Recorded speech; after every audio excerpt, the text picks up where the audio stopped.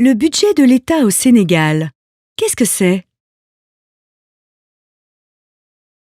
Pour financer les besoins essentiels des citoyens comme l'accès à la santé ou à l'eau potable, l'État du Sénégal définit un budget.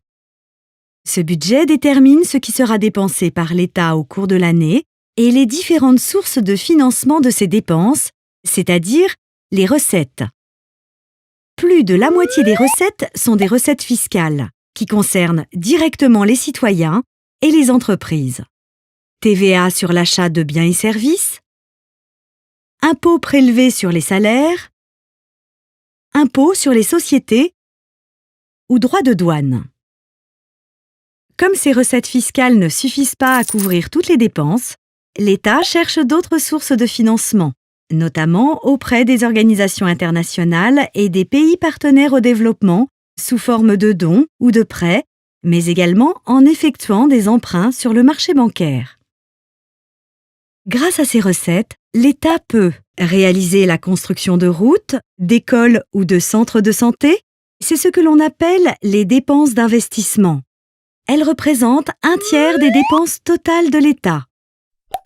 Payer le salaire des fonctionnaires, c'est-à-dire les personnes employées par l'État, les enseignants par exemple, ainsi que les frais engagés pour faire fonctionner l'administration comme l'achat d'ordinateurs. Ce sont les frais de fonctionnement et de salaire. Transférer de l'argent aux organismes publics ou aux collectivités locales comme les municipalités afin de leur permettre de fonctionner et de satisfaire les besoins des citoyens. Au Sénégal, une politique de décentralisation est engagée depuis quelques années, c'est-à-dire que l'État délègue aux collectivités locales la gestion de nombreuses compétences, éducation, santé ou culture.